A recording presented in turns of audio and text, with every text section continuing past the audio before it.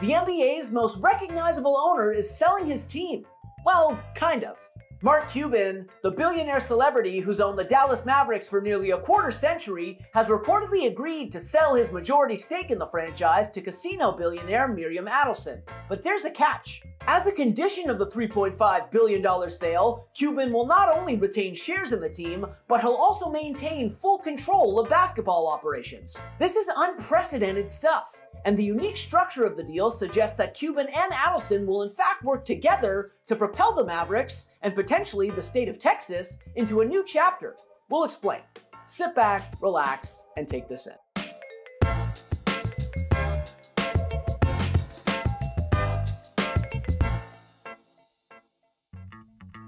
Since the turn of the century, no NBA owner has commanded the spotlight like Mark Cuban, the tech giant who bought the Mavericks for $285 million back in 2000. Over the ensuing 2+ decades, Cuban helped transform the once moribund Mavericks into a highly respectable franchise, a glow-up that culminated with their 2011 NBA championship. Along the way, he earned a reputation as a uniquely passionate, irreverent, and hands-on owner, playing a major role in basketball operations and regularly sitting courtside at Mavs games. Meanwhile, he also burnished his personal brand away from the basketball court, spending 15 seasons as an investor on ABC's Shark Tank. All told, his efforts have made him one of the richest people in America, the 211th richest according to Forbes, and turned the Mavs into a financial behemoth. When Cuban bought the team in 2000, the Mavs ranked in the bottom 10 in the NBA in franchise value. Today, they're comfortably in the top 10, with Forbes valuing them at $4.5 billion just last month. And on the surface, it's a bit head-scratching that Cuban would want to divest. After all, NBA franchise values aren't going down anytime soon. However, in reality, this sale seems like more of a partnership that will allow Cuban, who again remains a Mavericks shareholder, to realize his vision for the team's future without giving up control of basketball operations.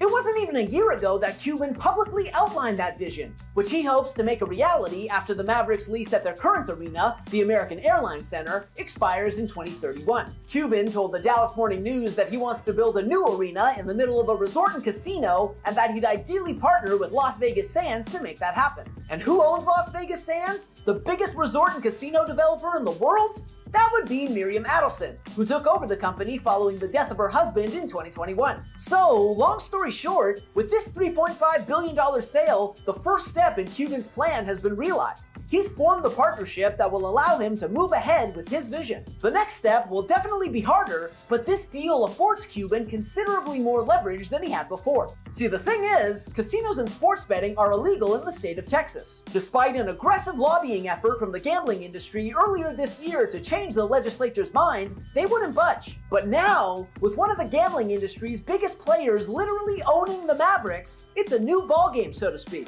With Las Vegas Sands holding the Mavericks' future in their hands, and Vegas just sitting there waiting for an NBA franchise of its own, Adelson and Cuban have untold amounts of leverage. To be clear, Cuban has been adamant that the Mavericks are not moving to Vegas. Rather, he wants Dallas to become a Vegas-like destination, a tourism hub for the country's second biggest state, with resort gaming playing a major role in that transformation. However, at this point, it doesn't really matter what Cuban says. The very possibility of the Mavericks up and leaving for Vegas could be enough to sway Texas lawmakers to give in and legalize casinos and sports betting, which, it should be noted, the overwhelming majority of states already have. Meanwhile, it's also worth noting that just days before news of the sale broke, Cuban announced that he was leaving Shark Tank after one more season. Clearly, he expects to be pretty busy moving forward. But no, he won't be running for president. And again, despite all this change, it should be business as usual for the Mavericks on the court. Cuban, after all, seemingly gave Adelson a significant discount on the sale price, and that's likely to ensure that his authority on basketball operations remains inalienable, that he gets to be the team's governor as long as he wants, and that he'll still have control over front office personnel decisions and the broader direction of the team.